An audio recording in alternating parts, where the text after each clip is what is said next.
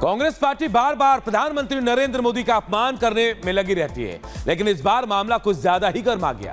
कांग्रेस अध्यक्ष मल्लिकार्जुन खड़गे ने प्रधानमंत्री नरेंद्र मोदी पर ऐसी टिप्पणी की जिस पर बवाल होना तय था।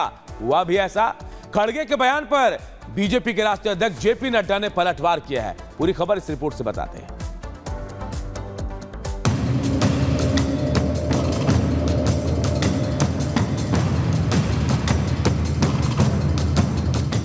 तो टेररिस्ट पार्टी तो उनकी है, नहीं है। उनकी गवर्नमेंट जहाँ है वहां पर शेड्यूल कास्ट के ऊपर अत्याचार होता है, खासकर ट्राइबल पे अत्याचार होता है। कांग्रेस अध्यक्ष मल्लिकार्जुन खड़गे का ये वो बयान है जिस पर अब संग्राम छिड़ गया है।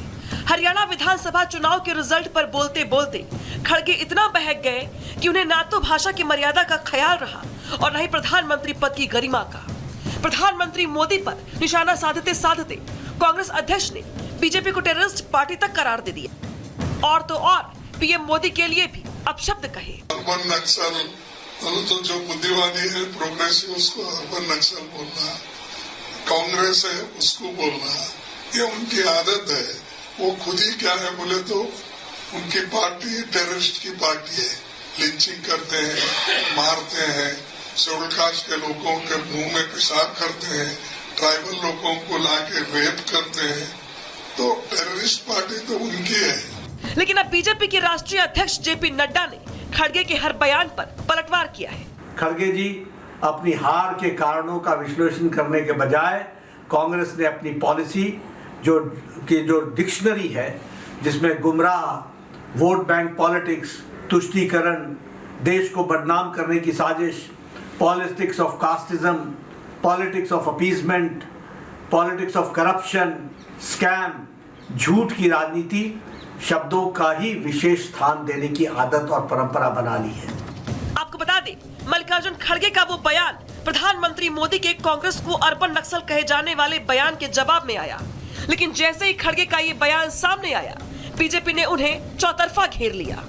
जम्मू से बीजेपी विधायक विक्रम रंधावा ने तो मल्लिकार्जुन खड़गे को मूर्ख भी बता दिया। तो मैं ये कहूंगा, विनाश काले विपरीत बुद्धि, मंद बुद्धि का मालिक तो कांग्रेस का राहुल गांधी है और विनाशी बुद्धि का मालिक जो है वो मल्लिकार्जुन खड़गे है। देश और दुनिया का इकलौती राष्ट्रवादी संगठन राष्ट्रीय स्वयंसेवक संघ, भारतीय जनता पार्टी का एक राजनीतिक प्लेटफॉर्म अलग है, लेकिन राष्ट्रीय स्वयंसेवक संघ के बारे में कुछ भी टिप्पणी करने से पहले हर व्यक्ति को, वो किसी भी जात समुदाय का हो, अपने अंदर इंट्रोस्पेक्शन करके देखना चाहिए कि वो खुद कितने पानी में है। तो वही अब जेपी नड्डा ने भी खड़गे के हर बयान का माकूल जवाब दिया है। दरअसल बीजेपी मल्लिकार्जुन खड़गे पर इसलिए भी भड़की हुई है क्योंकि खड़गे की तरफ से कई बार पीएम मोदी को लेकर विवादित टिप्पणी की जा चुकी।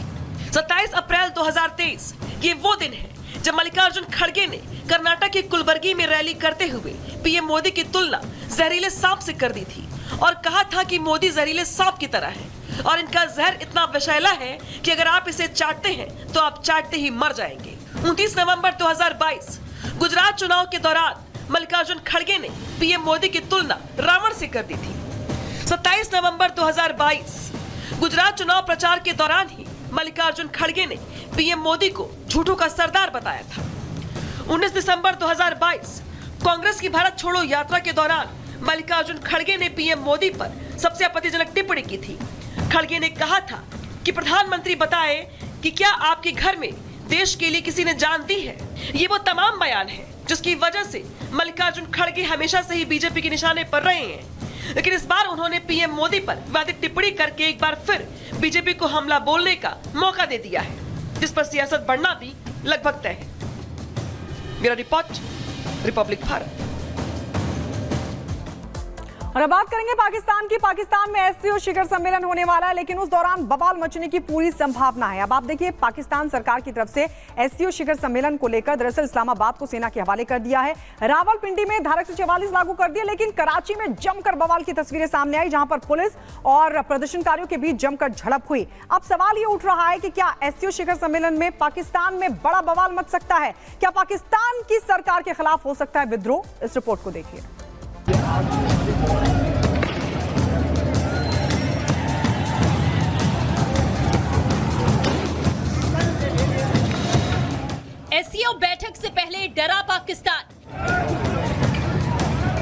मेट्रो बस सेवा अस्थायी रूप से बंद। रावलपिंडी में धारा 144 लागू। क्या एससीओ मीटिंग के वक्त होगा बवाल? कराची में आज इसकी झलक दिखी। एससीओ शिखर सम्मेलन के वक्त पाकिस्तान में बवाल मचने की आशंका है, जिसकी झलक आज कराची में देखी गई। प्रदर्शनकारियों और पुलिस के बीच में कराची के प्रेस क्लब और 3 तलवार के पास जमकर बवाल हुआ। प्रदर्शनकारियों ने जमकर बवाल काटा, पत्थरबाजी की और एक पुलिसमैन को आग के हवाले कर दिया। प्रदर्शनकारियों पर काबू पाने के लिए पुलिस को आंसू गैस छोड़ना पड़ा। पुलिस ने करीब 47 प्रदर्शनकारियों को हिरासत में लिया, जिसमें महिलाएं भी शामिल हैं। तो जिसका डर था वही हुआ।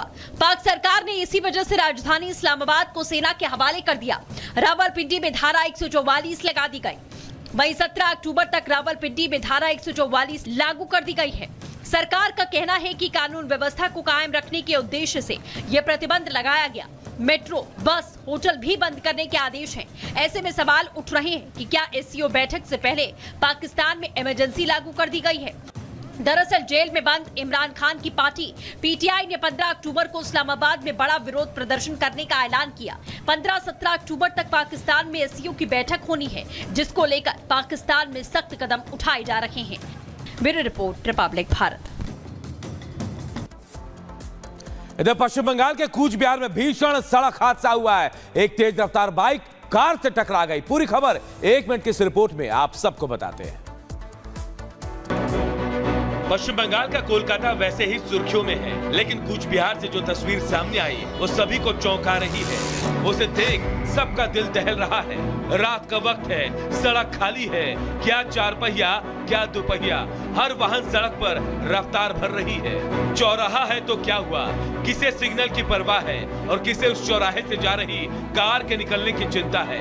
ये सीसीटीवी रात करीब 12:35 की है, जहां चौराहे से एक 4 पहिया वाहन मुड़ता है, तभी एक बाइक सवार बहुत तेजी से आगे आता है। एसयूवी गाड़ी को जोरदार टक्कर मारता है।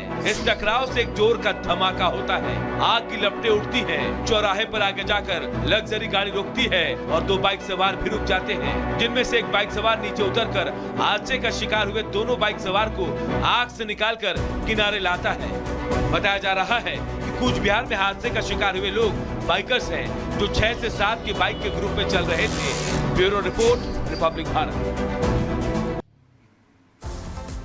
और अब अगली खबर जम्मू कश्मीर के बांदीपोरा, जहां पर एक गुरेज इलाका है और अचानक से वहां पर भीषण आग लग गई। अफरा तफरी मच गई, कई दुकानें जलकर खाक हो गई। वहां जो आसपास के लोग थे अपने घरों को, अपनी दुकानों को बचाने की कोशिश कर रहे थे। अब इस रिपोर्ट को देखकर समझिए, देखिए किस तरीके के हालात उस वक्त बने गुरेज इलाके में जब अचानक से भीषण आग लग गई।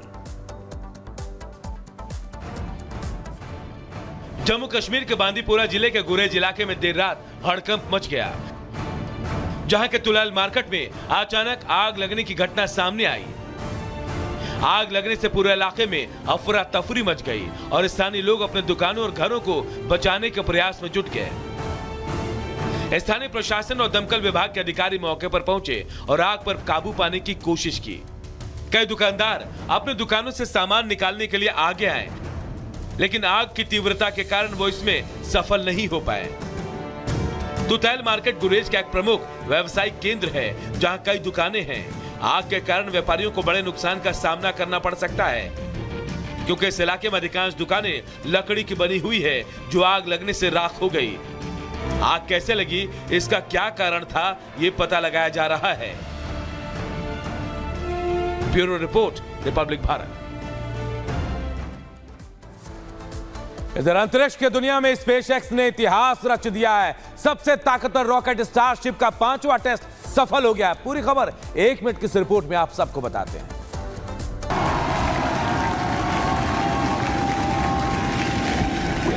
दुनिया के सबसे ताकतवर रॉकेट स्टारशिप का 5वां टेस्ट कामयाब रहा। इस टेस्ट में पृथ्वी से 96 किलोमीटर ऊपर भेजे गए सुपर हैवी बूस्टर को लॉन्च पैड पर वापस लाया गया, जिसे मैकेजिला ने पकड़ा। मैकेजिला 2 मेटल आर्म है जो चॉपस्टिक की तरह दिखाई देती है। वही स्टारशिप की पृथ्वी के वायुमंडल में री एंट्री करवाकर हिंद महासागर में कंट्रोल्ड लैंडिंग करवाई गई। स्टारशिप ने जब पृथ्वी के वातावरण में एंट्री की, तब उसकी रफ्तार 26,000 किलोमीटर प्रति घंटे की थी और तापमान 1430 सेल्सियस तक पहुंच गया था।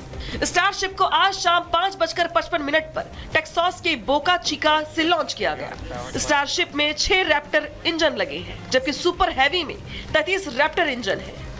टेस्ट का मेन गोल ये देखना था कि स्टारशिप पृथ्वी के वातावरण में एंट्री के दौरान सरवाइव कर पाता है या नहीं।